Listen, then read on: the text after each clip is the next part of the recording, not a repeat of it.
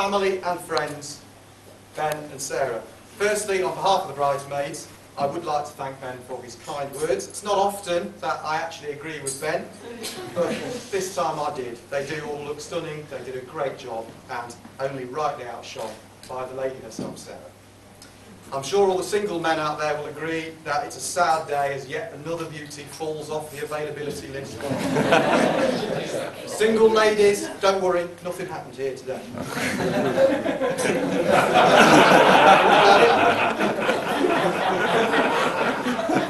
For those of you that don't know me, I'm Simon and I'm the best man. And, well, I suppose strictly actually I'm the pretty good man, because Ben really is the best man of the day today. But I've known him for 25 years, not surprisingly. He's known me for a similar period. And so when Ben and Sarah asked me to be their best man, I was very excited. I've never been a best man before, so I was like, woohoo! However, it then dawned on me that actually being a best man is a little bit like being asked to make love to the Queen. Which is, it's quite a great honour, but actually I don't really want to do it. So I thought, okay, I need to make a list of the things that a best man has to do. And I came up with 4 things. Number 1, get the groom to the church sober and on time. A feat on both counts for Ben. And we managed it. In fact, we were early. And I was pretty good with that, because it's not normally that easy, because throughout the 25 years that I've known Ben, he insists on running to BLT, which is not a carbohydrate-heavy, nutritious snack involving smoked pork and a tomato. It actually stands for Ben Lawrence Time. And it's actually a special time zone that runs roughly 45 minutes behind GMT. That only Ben actually resides in. But that said, despite the fact that we were at the garage at 9:30 this morning putting tyres on the car, we are actually here and we made it.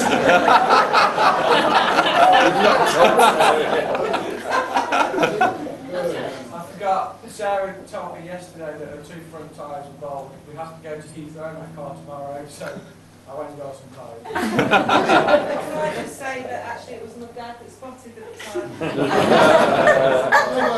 Can I just say, it's not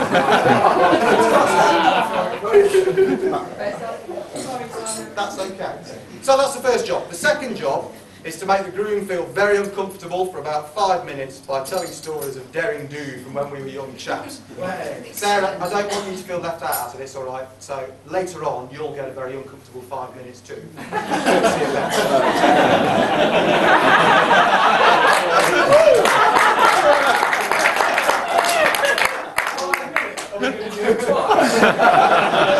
With a cigarette in between. The trouble with telling stories about Ben is that most stories are either too rude to tell or involve me as well. And, most of them, unfortunately, actually both. But that said, much about Ben as a young chap is still evident today, as there aren't actually that many things that have changed about him in the 25 years that I've known him. He's still loud, he's still intelligent, he still punches lampposts after he's had a pint, and he still plays the fool, something that he's recently put to good use on stage.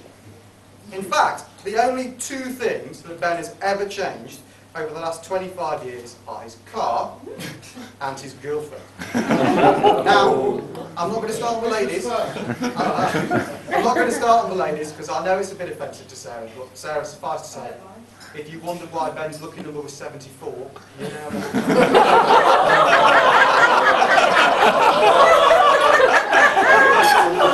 Benjamin Lawrence, that does not include the twins that we tried to pull on the church holiday campus.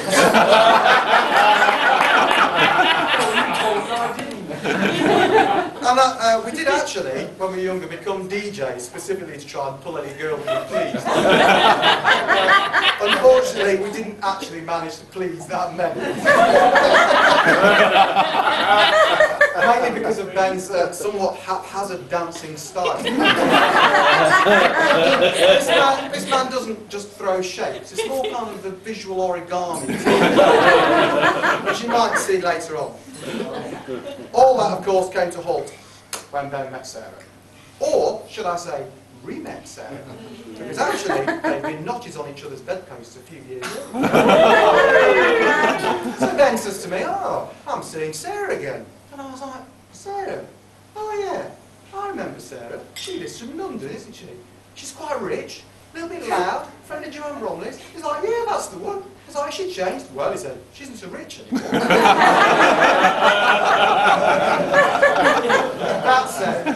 That said, I've got to know Sarah in the last few years. I've never seen Ben happier, and today is testament to that. Yeah.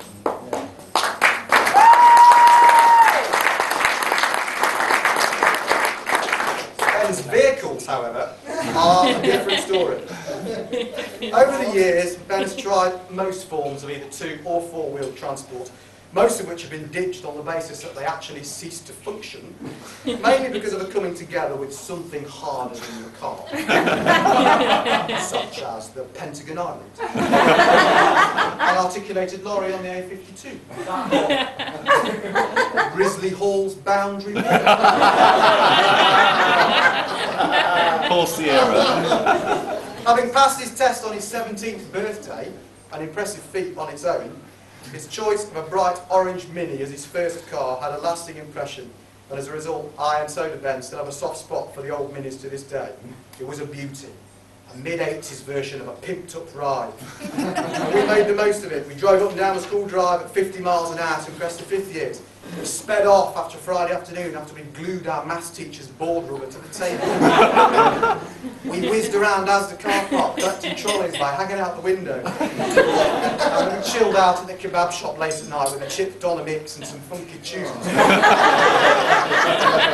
This last one did almost end in tears when a policeman once took us for a pair of pillar biters and asked us to shut on the basis that, as he delicately put it, Long Eaton doesn't like your sauce. To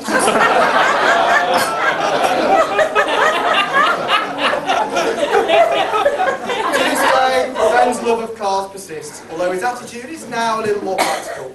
He is, for instance, unlikely to ever purchase a VW Beetle painted entirely in hammerite.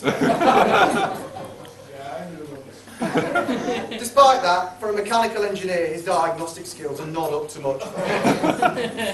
Once, on the way to Edinburgh, the exhaust fell off my car. "Oh," said Simon, electrical engineer, "I think the exhaust has fallen off." "Oh," said Mark, computer scientist.